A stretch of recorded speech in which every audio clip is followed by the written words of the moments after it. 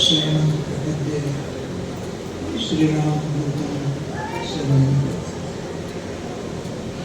सर्वप्रथम मानव मंदिर में मानवता की महत्ती आ भूमि ने प्रणाम करूं छूं। आ मानव मंदिर ની અંદર मनोरोगी नहीं પણ मनोयोगी એવા જે બાળકો બહુ સમજીને બોલું છું। આપણે માનસિક રીતે ડિસ્ટર્બ હોય એને मनोरोगी કહીએ છીએ, પણ मनोवैज्ञानिकों को पूछो, दुनिया भर में मनोचिकित्सकों ने पूछो तो एक कारण जरूर आवशे। बहुत जवाबदारी पूर्वक बोलूं छूं कि आने એટલા માટે मनोयोगी કહું છું કારણ કે રોવે છે ત્યારે રોવે જ છે, દાંત કાઢે છે ત્યારે દાંત જ કાઢે છે, એના મનનો યોગ છે। આપણે ગમે ત્યારે રોઈએ છીએ, ગમે તેના ઉપર હસી કાઢીએ છીએ, યોગશ્ચિત્ત વૃત્તિ વિરોધા એ પતંજલિએ કહ્યું।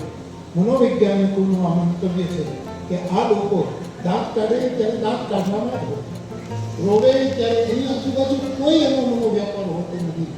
એટલે મનોયોગીઓ જે અહીંયા છે એને હું નમન કરું છું।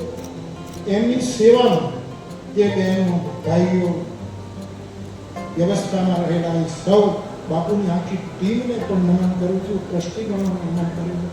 અને જેમ રૂપાલા સાહેબે કહ્યું કે બધાના કેન્દ્રમાં એક સાધુ છે એવો અમારો ભક્તિરામ બાપુ, એને પ્રણામ કરું છું। એમના ઉત્સાહનું વર્ધન કરવા માટે આવેલો મારો આખો સાધુ સમાજ, એની ત્રણેય પાંખો વૈષ્ણવ અને માર્ગી સાધુ, રામાનંદી સમાજ અને ગોસાઈગીરી સમાજ, એ ત્રણેય પાંખના સૌ પૂજ્ય ચરણોને પ્રણામ કરું। અને આ સાધુ સેવામાં પોતાનું યોગદાન પોતાની ક્ષમતા પ્રમાણે આપવા માટે જે આપણા વિવિધ ક્ષેત્રના આગેવાનો અહીંયા ઉપસ્થિત છે એ બધાનું સ્વાગત કરું છું એક સાધુના બાળક તરીકે કે આપ સૌ પધાર્યા એનો મને આનંદ છે। બાકી સાવરકુંડલાની સંસ્થાના વડીલો, લલ્લુભાઈ શેઠ આરોગ્ય મંત્રી એમના એક વિનમ્ર ભાવે સેવામાં સતત લાગેલા એવા મારા હરીશભાઈ, અમારું ડોક્ટર મંડળ, આ બધાને પણ ખાસ અને હમણાં પૂર્વ ધારાસભ્યશ્રીએ કદાચ કહ્યું કે આ સાવરકુંડલા છે સેવાની સ્પર્ધાની ભૂમિ છે। પૂર્વ ધારાસભ્ય બોલ્યા છે કે નીકળી ગયા, આપ બોલ્યા તો જે બોલ્યા, પણ હું એમ કહું છું કે સાવરકુંડલા થોડોક સુધારો કરે, સેવાની સ્પર્ધા ન કરે, શ્રદ્ધાથી સેવા કરે। સ્પર્ધા આવે ત્યારે ઘર્ષણ પેદા થવાનું, સ્પર્ધા કોઈ દિવસ ઘર્ષણ વગર હોતી નથી, શ્રદ્ધાથી આગળ વધે। અને અત્યારે સાવરકુંડલામાં જેટલી સંસ્થાઓ કામ કરે છે એ શ્રદ્ધાથી કરે। તમારે ત્યાં ભરોસા નામનું બિલ્ડિંગ તૈયાર થઈ છે, આ બધી સેવા, અને બાપુ તો ધૂણો ધકાવી બેઠા છે, તો એવા બાપુ અને એમનો આ સેવા તમામ લોકોએ હૃદયથી એની વંદના કરી છે। હું પણ સાધુના બાળક તરીકે બાપુના આ સેવા યજ્ઞને પ્રણામ કરું છું। બીજું, બાપુનું મૂળ ગામ પાત્રોડી જેસર પાસે, અને બાપુ મારા સગા ફૈબાના દીકરા છે। મારા પિતાશ્રી પ્રભુદાસ બાપુ એના સૌથી નાના બેન માં અંબા ફૈબા એમના પુત્ર છે। એ અંબામાની સમાધિને પગે લાગુ છું, જયરામ બાપુના ભજનને પગે લાગુ છું, અને આ પરિવારના જ્યેષ્ઠ દીનુ બાપુ અને એમનો સમગ્ર પરિવાર એ બધાને પ્રણામ કરું છું। આ કાકરોડીમાં જ્યારે આંબા પાકે ત્યારે દર વર્ષે જયરામ બાપુ અને અંબામાં અમને છોકરાઓને તલગાજડાથી કેંજુ ખાવા બોલાવે, અને એ વખતે અમે ચડીઓ પહેરી અને તાતોડીમાં એક મહિના ખાલી કેરી ખોવા આવતા. આજે આ બાવો પણ અમને કેરીઓ ખાવાનું ગમે છે. બાપુ તો આવો એક સાધુ, એમને કોઈ પ્રચાર નથી કર્યો, કોઈની પાસે હાથ નથી લાંબો કરતા જ્યાં સુધી હું જાણું છું ત્યાં સુધી. અને આમ જ હોવું જોઈએ. સાધુ હમણાં અમારી ત્રણેય પાંખ માટેની વડીલોની એક વાત બહુ જ વિવેક સાથે અમારા સાધુચારણ ક્યાં ગયો?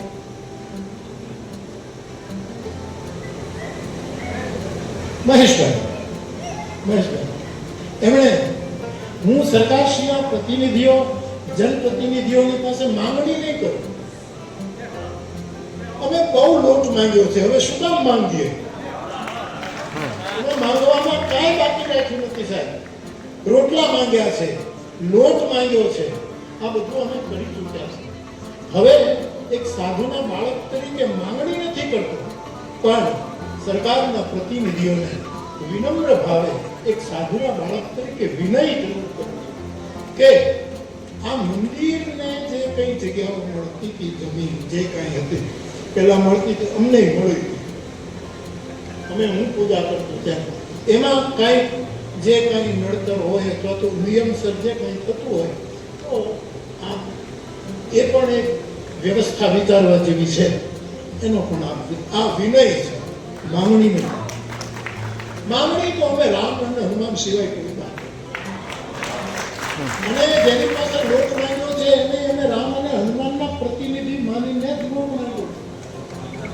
અહીંયા દુરાચારીને જો રોટલો મળતો હોય તો રામજી મંદિરના, શિવ મંદિરના કે કૃષ્ણ મંદિરના પૂજાની રોટલો ન મળે. એટલે માંગણી નથી. મારે ત્યાં સાહેબ તમે રાજી થશો, કોઈ પણ વડીલો આવે રાજકીય ક્ષેત્રના અધિકારીઓ, મોટા મોટા મંત્રીઓ, કલેક્ટર, જજ, કોઈ પણ આવે મને બહુ રાજીપો થાય. અને જાય ત્યારે હું એટલું જ કહું કે મારા જેવી કઈ સેવા હોય તો કહે. મને ભગવાન તમારી સેવાની કોઈ જરૂર ન પડવા દે, પણ હું કંઈક સાધુ તરીકે તમને મદદ કરું તો એવી એક વિનય પણ સાથોસાથ કરી દો. અમારા વડીલો દોડાદોડી કરે છે, મારી પાસે આવતા હોય કે બાપુ તમે કોઈકને કાંઈક કહો. આપણા વડીલો છે, એનું સારી રીતે વિચારશે, નિયમસર હશે તો થશે, અને ન થાય તો બાવાના બે નથી બગડતા, બાવાના ત્રણેય સુધરે. બાવાના ત્રણેય સુધરે સાહેબ. જો આપણે હાચા બાવા હોઈએ તો આપણા ત્રણેય સુધરે, એમાં કોઈ સવાલ જ નથી. તો આપણા ત્રણેય લોક સુધરી જાય, ત્રિભુવન આખું આપણું રક્ષક બને.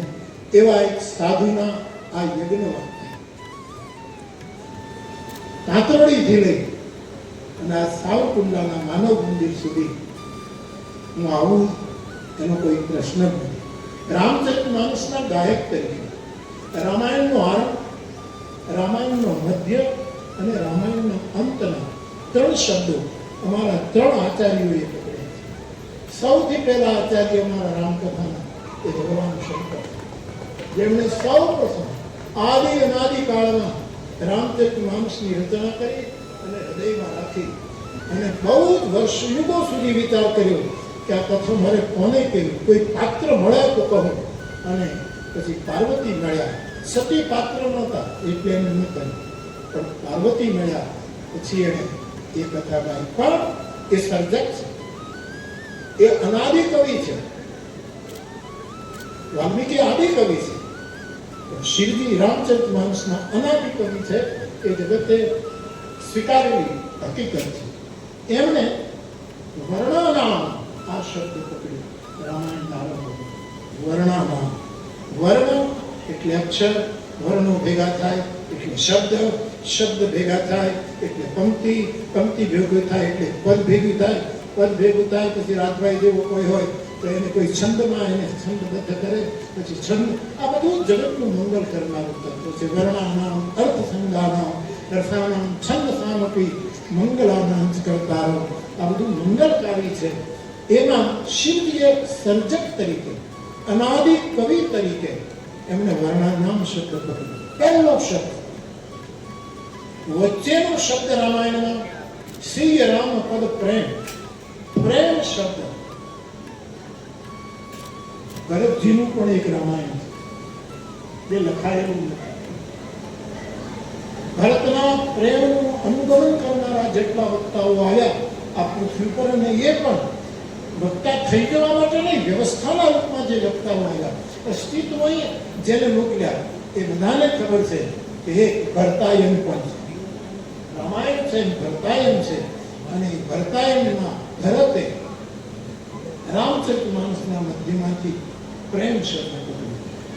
શિવજીએ વર્ણાનામ, ભરતજીએ પ્રેમ, અને રામચરિતમાનસનો છેલ્લો શબ્દ દહ્યંતીનો માનવાહ.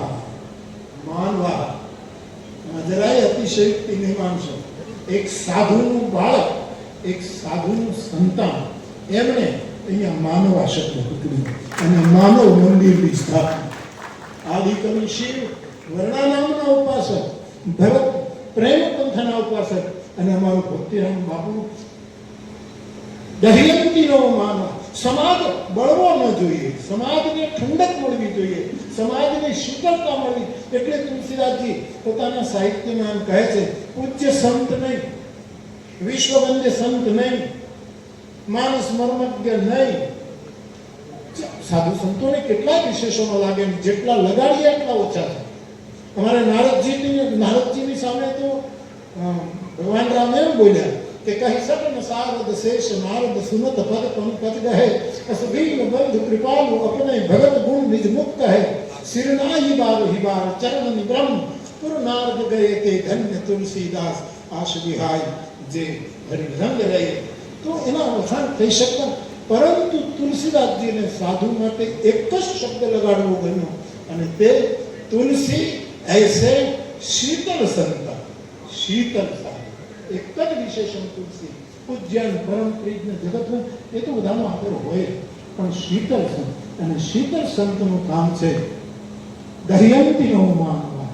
સમાજમાં કોઈને કોઈ કારણસર જે સંતૃપ્ત છે, જે કંઈક પીડાય છે, ગમે તે રીતે જેને કોઈક બળતરા છે, વેદના છે, એને શીતળતા આપવાનું કામ રામાયણનો છેલ્લો. એ ભક્તિરામ બાપુને ખબર નથી કે એને આ માનવ શબ્દ પકડ્યું. કોઈ માણસ શિવ સંકલ્પ કરે ને બાપુ, એ તો વેદમાં આવે, તન્મે મનઃ શિવ સંકલ્પ મસ્ત. પણ આપે જે સંકલ્પ કર્યો વેદમાં નથી, વેદ ભૂલી ગયા હોય.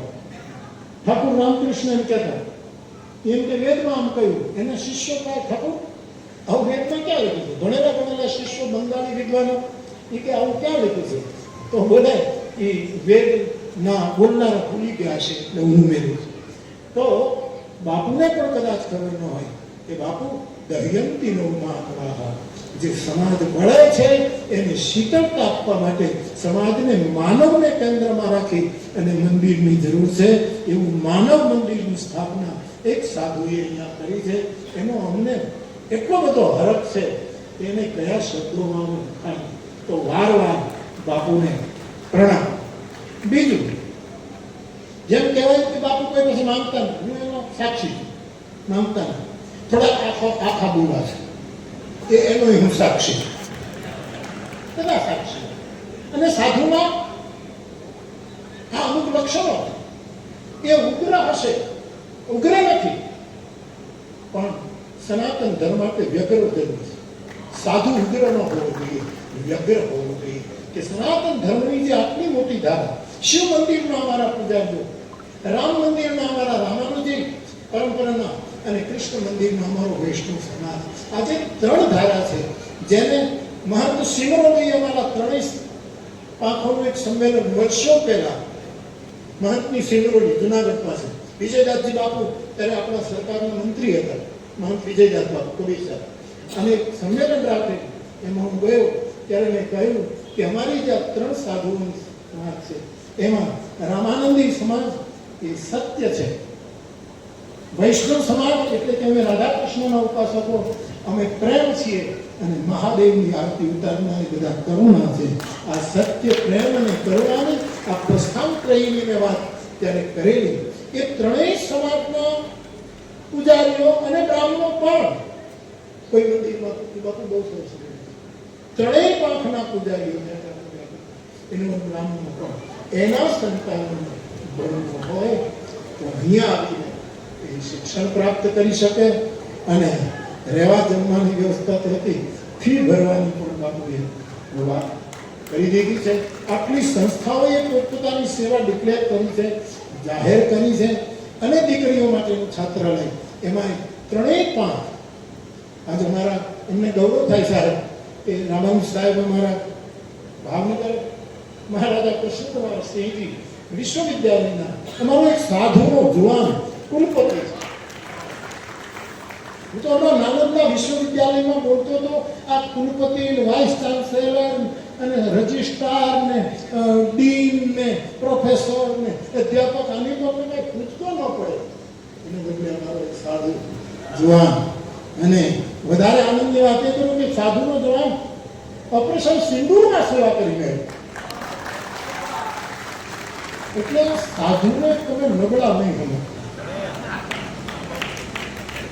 મને બહુ રાજી કરતો. અમારી 5 દીકરીઓ જે પોતાના પહેલામાં સારું કામ કરીને આવી, સારા માર્ક્સ લઈને આવી, એને પણ ખૂબ ખૂબ હનુમાનજીને આશીર્વાદ. તો આ ખબર ભરોસે ચાલે અને ભરોસે જ રહો. આ સમાજનો બહુ ભરોસો. સમાજ એમાં આપણે આવી ગયા એનું કામ કરે પણ ક્યારેક ન પણ કરે. ભરોસાનું શું છે સાહેબ કે તમારે જ્ઞાની થવું હોય તો 7 સીડી ચડવું પડે, એવું વેદાંત કહે. આ પગલું એવા 7 પ્રસ્થાન કરો પછી તમે જ્ઞાની થઈ શકો. શાસ્ત્રોક્ત. ભક્ત થવું હોય તો શ્રવણમ કીર્તનમ વિષ્ણુ સ્મરણ 9 પગથિયા ચડવા પડે તો તમે ભક્ત પામો. રામદેવ બાબાની જેમ કે પહેલા થઈ ગયા અત્યારે હોય થશે એવું કોઈ યોગી થવું હોય તો એના 8 પગથિયા પતંજલિ બતાવે કે તમારે 8 તમારે શાસ્ત્રી કે પંડિત થવું હોય તો ષડદર્શનનો અભ્યાસ કરવો જોઈએ. આ પણ ભરોસાવાળા થવું હોય તો શું કરવું? એમાં એકય પગથિયું નથી એ વસ્તુ કે તમે પહેલું આ પગલું ભરો પછી બીજું. એમાં તમારે સલામ જ મારી અને સલામ જેટલી ગુરુ કૃપાથી પ્રબળ એટલો અહીં ભરોસામાં શીખરે જાય. અને થોડીક નબળી પડી ત્યાંથી હેઠો. એમાં વાયા કે છે જ નહીં.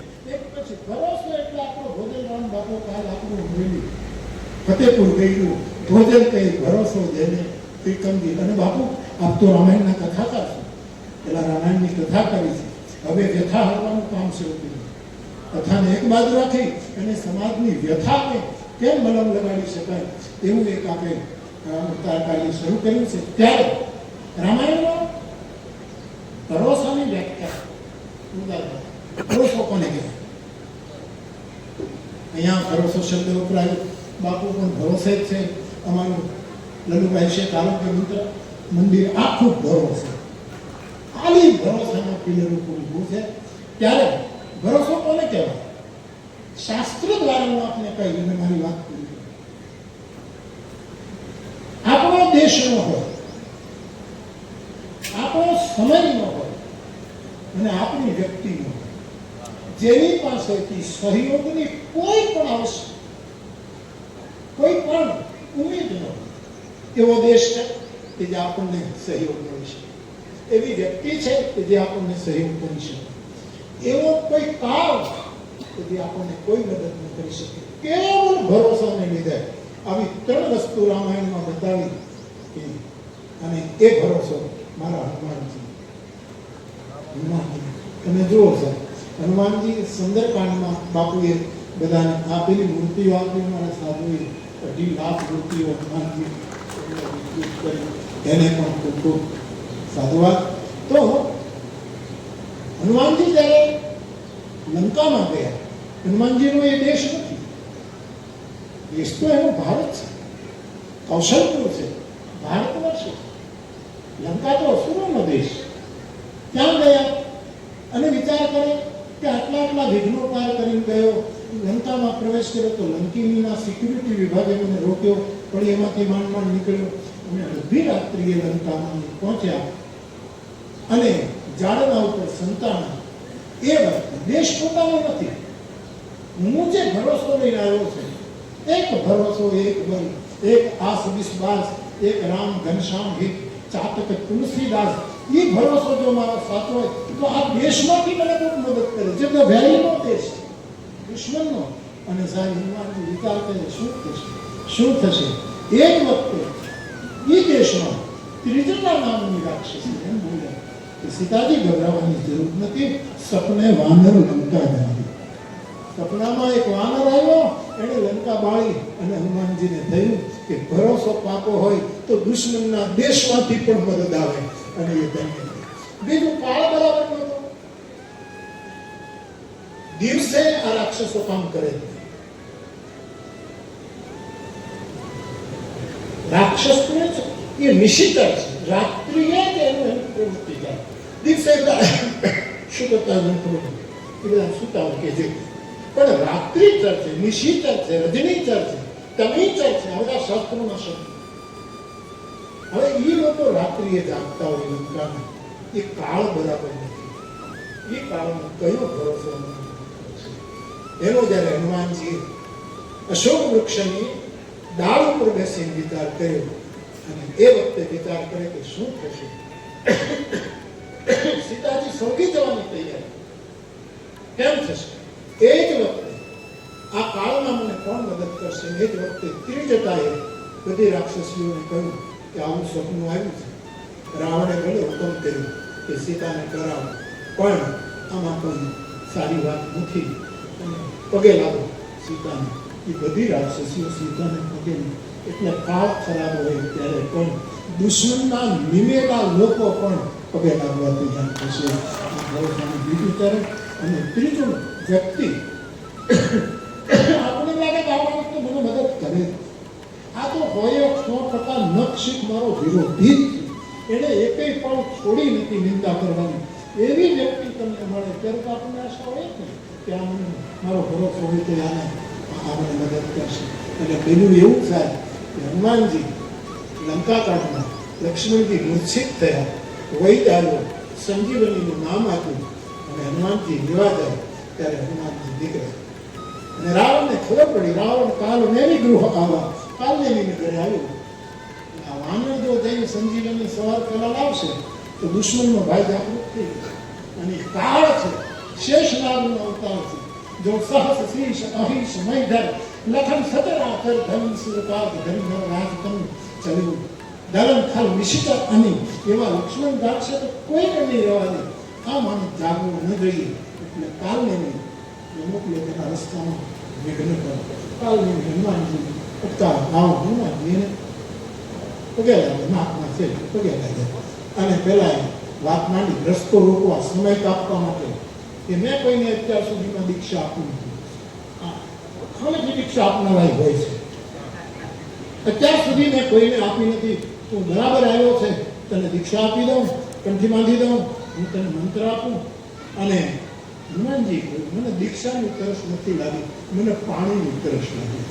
પેલા પાણીની વ્યવસ્થા કરો, પેલા રોટલો આપો, પેલા અવતાર આપો, પેલા પંગત કરો.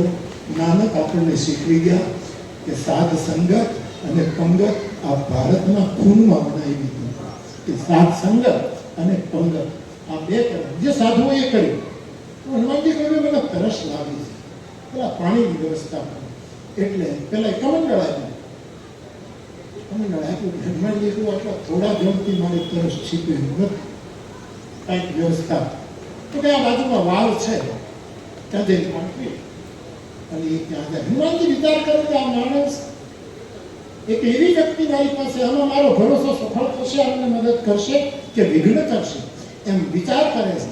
એમાં પાણી પીવા માટે વાવમાં ગયા. મોચિંતા છેલ્લે પગથિયે, આપણે ત્યાં પહેલા પગથિયે જયપુર નીર પાતાળમાંથી ફૂટ્યા. અહીંયા મારા હનુમાને છેલ્લે પગથિયે જ્યાં પગ મૂક્યો ત્યાં નીર ફૂટ્યું. એનું આપણું લોકગીત એમાં પહેલે પગથિયે, પછી પણ ત્યાં, પછી આ થયું, પછી આ થયું, ત્યાં અમે ગાઈએ છીએ. તો છેલ્લે પગથિયે અને સ્વર્ગની અપ્સરા એક વ્યક્તિ આ મને મદદ કરશે, મારો ભરોસો અહીંયા કેમ કામ કરશે? હું બ્રહ્મચારી, આ અપ્સરા અમારા નાતે મેળો નહીં. હું રાવણના મહેલો જોઈને આવ્યો છું, આટલી સુંદરીઓને જોઈને આવ્યો છું, પણ જેમ ખારા પાકમાં બીજ વાવો અને અંકુરિત ન થાય એમ સાધુના હૃદયમાં કોઈ કામનું બીજ અંકુરિત ન થાય એવો સાધુ અને આ મને મદદ. એ જ વખતે એ મગરીને હનુમાનજીનો પગેટ્યો એટલે અપ્સરાનું રૂપ ધારણ કરી ગયા કે હનુમાનજી ચિંતા ન કરતા, આ કાલની સાધુ નથી, તમારો માર્ગ રૂપવાયો છે, તમારો ભરોસો માટે હું તમને મદદ કરું. હનુમાનજીની આંખમાં આંસુ આવ્યા કે બીજો દેશ હોય તોય ભરોસો હશે તો મદદ થશે, વિપરીત કાળ હશે તોય ભરોસો મદદ કરશે, અને સામેનું પાત્ર કંઈક જુદું જ હશે તો પણ એ મદદ કરશે. એવા ભરોસાને આધારે માનવ મંદિર છે. એ મૂળમાં શિલારૂપ પણ જ ભરોસો. અને તન્મે મન શિવ સંકલ્પ વસ્તુ એ તો છે, મારે કહેવું જોઈએ તન્મે મન સાધુ સંકલ્પ. વેદ કહે શિવ સંકલ્પ વસ્તુ અને શિવ સાધુ બે નથી, એ બંને એક જ છે. તેથી આ એક સાધુનો સંકલ્પ છે અને એને આપણી ફરજ બનાવીને પૂરો કરવાનો આખો સમાજ આમાં તેડાવ્યા હોય એટલે આવ્યા છે એવું તો બધા હૃદય કહેવાય, આ બધા પ્રેમ થયા. બાપુ તો ક્યારેક ક્યારેક આખા બોલા એટલે ઘણા કંઈ પણ કહી, પણ જેટલા આખા બોલા છે એટલા આછા બોલા. ખાલી માણસ આખો બોલો એ મહત્વ, આછા બોલો એની આંખમાં જળ પણ હોવું જોઈએ. આછા બોલો, આછા આવજો નહીં એ પણ હોવું જોઈએ. તો એવો એક સાધુ આપણને મળ્યો છે. મારે તો બધી રીતના સંબંધો એટલે બાપુના આ સેવા કાર્યને પગે લાગુ છું, નમન કરું છું. વિશેષ કંઈ નહીં કહેતા, આપણને ખબર નથી કે કોને કેટલું સહન કરવું પડે. કલસાદ મહાભારત એમ કહે છે કે મહાભારતના પ્રસંગોમાં જ્યારે જ્યારે વિષમ પરિસ્થિતિ આવી ત્યારે એક વ્યક્તિ પ્રગટ થાય છે. આપ મહાભારત જોઈ લીધું અને તે પ્રગટ થનારું વ્યક્તિત્વ છે વ્યાસ. વ્યાસની એન્ટ્રી દ્રૌપદીના 5 પતિનો નિર્ણય કરવાનો હોય, દ્રુપદ મુશ્કેલીમાં હોય, શું કરવું, ભગવાન કૃષ્ણ પણ ચિંતિત હોય, એ વખતે વ્યાસની એન્ટ્રી થાય. જ્યારે જ્યારે મહાભારતને તલગાની આંખથી હું જોઉં છું ત્યારે વ્યાસનો પ્રવેશ થાય છે અને એને સમાધાન આપે છે. એવો જ એક ઘટના છેલ્લે કઈ પૂરી કરું. આટલું અક્ષરની કુળ નાશ પામ્યો, કૌરવોનો નાશ થયો, બંને પક્ષોથી 2-5 જણા બચ્યા, થોડાક જણા બચ્યા અને લડાઈ. એ વખતે ગાંધારી કૃષ્ણને શ્રાપ આપે છે, મારા આટલા કપાય, આટલું લોહી, આટલા મરી, તમે આ યુદ્ધને ન રોકી શક્યા, તમારી ઈચ્છાથી બધું થતું હોત તો આ કેમ ન રોકાય? કૃષ્ણ બિલકુલ વિનમ્રતાથી સિર ઝુકાવીને સાંભળે, ચૂપચાપ સાંભળે. બહુ બોલ્યા, આપણે આવેશમાં એને શ્રાપ પણ આપ્યો. અમારી નજર સામે, ભલે મેં પાટા બાંધ્યા છે પણ અમારી નજર સામે આ બધા મર્યા છે. એક વખત એવો આવશે કે યોગેશ્વર તમે જોતા રહેશો ને તમારા આખા યદુકુળનો નાશ થઈ જશે. પ્રભાસ અને ભગવાન કૃષ્ણે સ્વીકાર. મોટો માણસ એને કહો પોતાની પ્રતિજ્ઞા પાડે અને બીજાની પ્રતિજ્ઞા પાણી બતાવે. મારે પ્રતિજ્ઞા કીધી છે, મારામાંથી એનો શપથ કર્યા છે તો મારે એનું પૂરું કરવું. અને ગાંધારીની પ્રતિજ્ઞા પાળવાનો સંકલ્પ કર્યો કે હે માતૃદેવ, હે માતા, તારા શાપો મારા માથા પર ચડાવશે. મેં તો પ્રતિજ્ઞા લીધી હતી કે મને ભક્ત પ્રણશ્યતિ, મારે આશ્રય આવેલો પંખી સેની સાર ભાંજ પડે એટલે એને માળે જાય. ગાયો, ભેંસો, બકરાઓ પોતાની ગમાણે પોતાની જોતમાં જાય એમ મારે તમારે હાથ પડે ને ત્યારે કોઈ સાધુના માળામાં જવું જોઈએ. આપણે આશ્રય સ્થાનમાં પ્રવેશ કરવો એવો ભરોસો પરિપક્વ બને, એ એક નિયમ છે. તો જ્યારે બહુ બોલ્યા ગાંધારી ત્યારે વ્યાસ ભગવાન કીધું દેવી હવે કાંઈ બોલવું છે આપણે? હજી બોલી અને કૃષ્ણ જવાબ નહીં આપો. આપણો દેશ શું છે એનો વિવેક કરવો આપણે, આપણા શાસ્ત્રો શું છે આપણા. અને એ વખતે વ્યાસ બોલે છે કે ગાંધારીજી તમે કહો છો મારા આટલા છોકરા મરી ગયા, આટલા મરી ગયા, પુરાણું થયું, આમાંથી એક મર્યો નથી. મર્યો તો કૃષ્ણ છે, આ મર્યો છે. એને જોયો તમે મરતા મોટા માણસને? મર્યા પહેલા મરવું પડતું હોય છે. મર્યો તો આ આપણે તો કીડી મકોડા જેવા એક નાનકડું બળદગાડું નીકળે તો મરી જઈએ. આ કૌરવો મેળ્યા, ઘરાણા મેળ્યા, એ કોઈ નોંધ લેવા જેવું. મર્યો તો કૃષ્ણ. અને લોહી આ તારાનું રેડાય, લોહી તો ટીપે ટીપું ગોવિંદનું રેડાયું છે. ત્યારે ભગવાન કૃષ્ણને એને સ્વીકારી દીધો શાપ. અને પછી વ્યાસ પૂછે છે કે ગોપાલ, હે ગોવિંદ, આ દ્રૌપદીના શ્રાપ વિશે કંઈક કહેવું છે તમે શું? અને ત્યાંનો શબ્દ કહો છો કે હું પણ મહાદેવનો ઉપાસક છું, હું પણ શિવને સેવું છું, હરિહર એક સ્વરૂપ માનું છું. અને મહાદેવ પાસેથી કૃષ્ણ કહે છે હું પણ ભરોસો શીખું છું. અને અમારા ભરોસાના બળે હું કહું છું વિશેષ તો આવો ભરોસો આપણે બધા ટકાવીએ. શું ન થાય કરતું ન કરતું અન્યથા કરતું સમર્થ, આ જો શાસ્ત્ર વચન હોય તો શું ન થાય. એવી સાવરકુંડલાની ભૂમિ પર, ભરોસાની ભૂમિ પર ઉભેલું આ માનવ મંદિર પ્રગતિ કરશે, વિકાસ કરશે. વિકાસ તો કરશે પણ વિશ્રામ પણ આપશે. મારી એક વાત હંમેશા વિકાસ થવો જ જોઈએ, પણ વિકાસ વિશ્રામદાયી હોવો જોઈએ, વિનાશકારી હોવો જોઈએ. એટલે વિકાસ પણ માટે અને વિશ્રામ. બાપુ, સ્મરણ વગરની સેવા અહંકારી બની જાય. સેવા ખૂબ કરે, ઘણા લોકોને જો એને પગાર આવે, પણ સ્મરણ બિલકુલ ન હોય તો એ સેવા અહંકારી બને. અને સ્મરણ બહુ કરે પણ રચનાત્મક હોય, રચનાત્મક ન હોય. સ્મરણ બહુ કરે પણ સેવા કાંઈ ન કરે તો એનું સ્મરણ કદાચ ગંભીર બની જતું નથી. આ ગંભીર સ્મરણ અને અહંકારી સેવામાંથી બચવા માટે આવા સાધુ સંકલ્પ જરૂરી છે. વિશેષ કંઈ નહીં કહેતા. બાપુ મારા પરિવારનો એટલે એને અહીંયા મને પૂછ્યા વગર સંકલ્પ કર્યો કે બાપુને મારી એ કંઈ કુટિયા બનાવવી છે.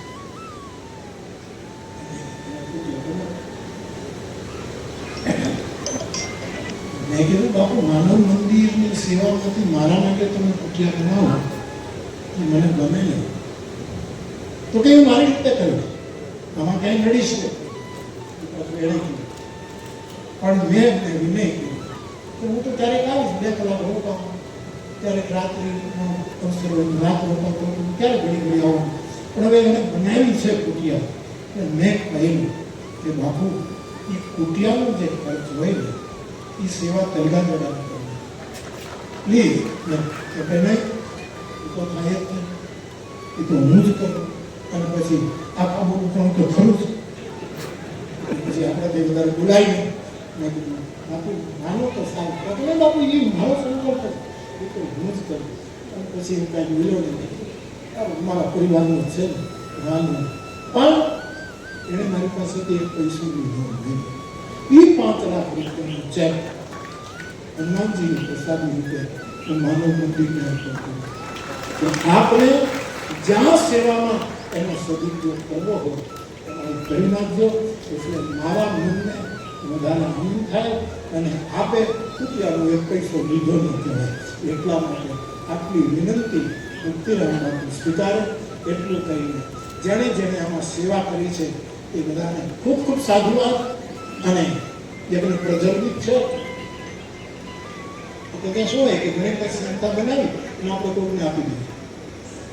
બળતું ઘર કૃષ્ણાર્પણ કરતા અમારે હનુમંત હોસ્પિટલ જ્યારે અમે કથા કરી ભગવાનની અને પછી પીડી લાઈફને સોંપવામાં આવી ત્યારે હું બોલ્યો હતો એના મૂવીએ પાસે ત્યાં અમે તો વ્યવસ્થા કરી શકીએ નહીં. બળતું ઘર કૃષ્ણાર્પણ નથી કરતા પણ આ પ્રગટાવેલો યજ્ઞ તમને આપીએ છીએ, આમાં આહુતિ આપતા કરજો. આ સાધુએ પ્રગટાવેલો યજ્ઞ છે એમાં આપણે બધા આહુતિ ઇદમ અગ્નએ નમઃ ભાવથી કરતા રહીએ. ખૂબ જ પ્રસન્નતા સાથે બાપુને પ્રણામ કરી, સંતોને પ્રણામ કરી, આપણા વડીલોને પ્રણામ કરી, બધાને પ્રણામ કરી મારી વાતને પૂરી કરું. સૌને પ્રણામ. જય સિયારામ. જય સિયારામ.